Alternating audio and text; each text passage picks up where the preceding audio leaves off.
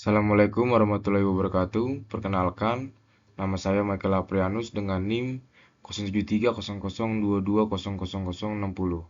Di sini saya akan mempresentasikan tugas UAS batubara. Nah, di sini ada pendahuluan. Jadi, yang saya akan jelaskan pada presentasi kali ini yaitu ada proses pengayakan dan klasifikasi, jenis metode pencucian batubara, penjelasan tentang sampling batubara, penjelasan tentang blending dan homogenisasi. Nah, di sini pengayakan. Jadi pengayakan batu bara merupakan proses memisahkan batu bara berdasarkan ukurannya, yaitu menggunakan screen dengan lubang-lubang berukuran tertentu. Nah, di sini ada timeline pengayakan atau proses pengayakan. Jadi ada 4, itu ada persiapan batu bara, pengayakan primer, pengayakan sekunder dan tersier, dan dewatering. Nah, di sini persiapan batu bara itu ada penghancuran awal. Jadi batu bara diangkut dari stockpile menggunakan conveyor belt dan diumpankan ke crusher untuk dihancurkan menjadi potongan-potongan yang lebih kecil. Nah, lalu yang kedua ada pengayakan primer. Batu bara yang telah dihancurkan awal dialirkan ke ayakan primer untuk memisahkan material kasar dengan material yang lebih halus. Material kasar biasanya dikembalikan ke crusher untuk dihancurkan lebih lanjut, sedangkan material halus diteruskan ke tahap selanjutnya. Lalu tahap ketiga yaitu pengayakan sekunder dan tersier.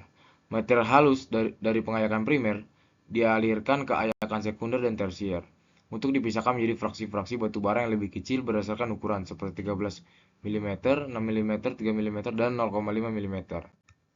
Lalu yang terakhir ada dewatering.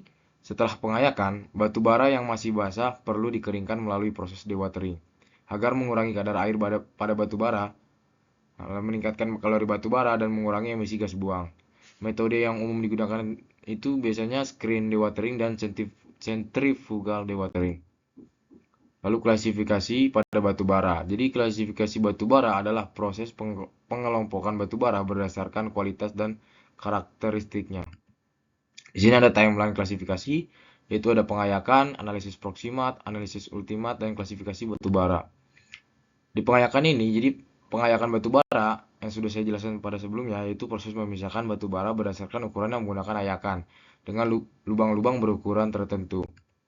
Lalu analisis proximat adalah metode analisis yang umum digunakan untuk menentukan kualitas dan karakteristik batu bara. Kadarnya yaitu kadar air, kadar abu, kadar volatil, dan kadar karbon tetap. Jadi hasil analisis proximat ini digunakan untuk mengklasifikasikan batu bara, menentukan nilai kalorinya, mencocokkan dengan penggunaannya, dan memprediksi perilakunya saat dibakar. Dan juga ada analisis ultimat, itu adalah metode analisis yang digunakan untuk menentukan komposisi kimia unsur dalam batu bara. Ada 5 parameter, yaitu karbon, hidrogen, nitrogen, dan oksigen, dan sulfur. Nah, hasil analisis ultimat itu digunakan untuk mempelajari struktur kimia pada batu bara. Lalu yang terakhir ada klasifikasinya. Jadi setelah semua dilakukan, maka kita bisa mengelompokkan batu bara tersebut berdasarkan kualitas dan karakteristiknya, yaitu antara antrasit, bituminus, subbituminus, dan lignit.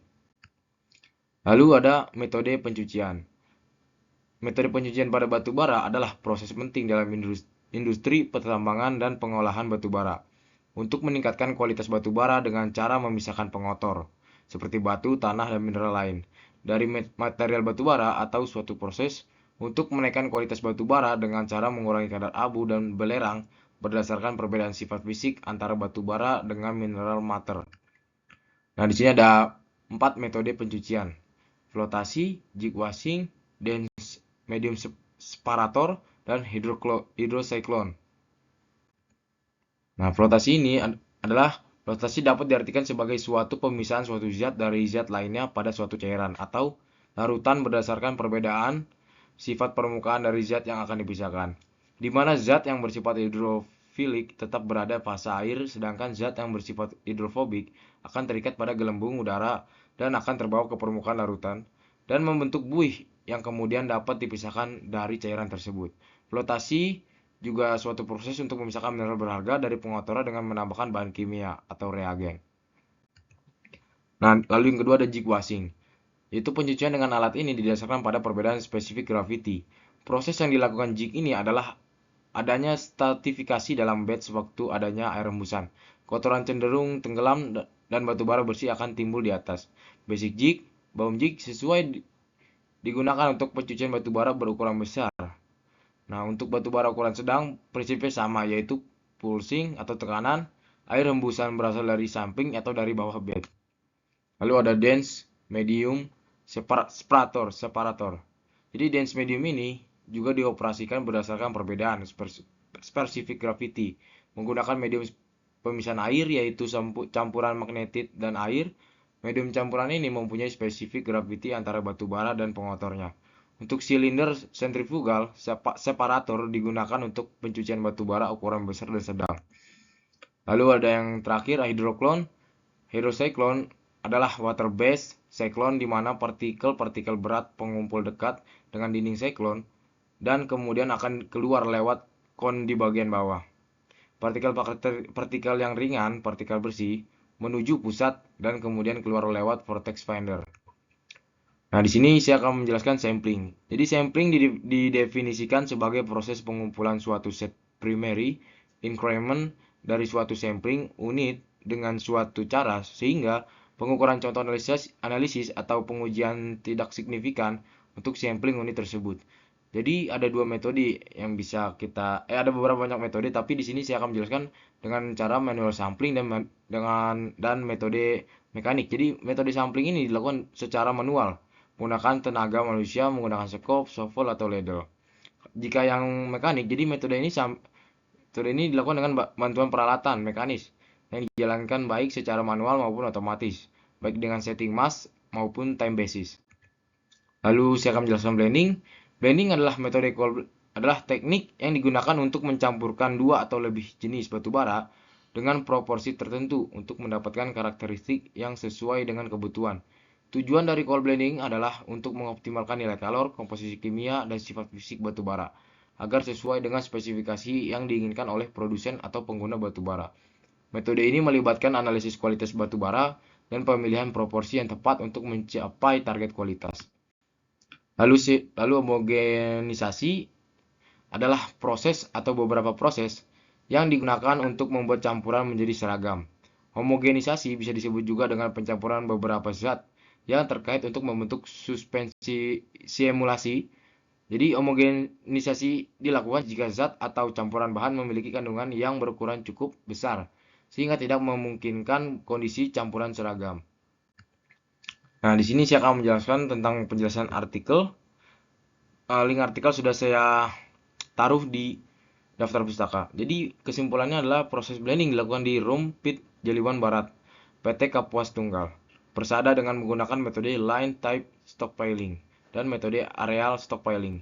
Produk yang digunakan untuk proses simulasi blending dikelompokkan menjadi 3, yaitu produk 1, 2, dan 3.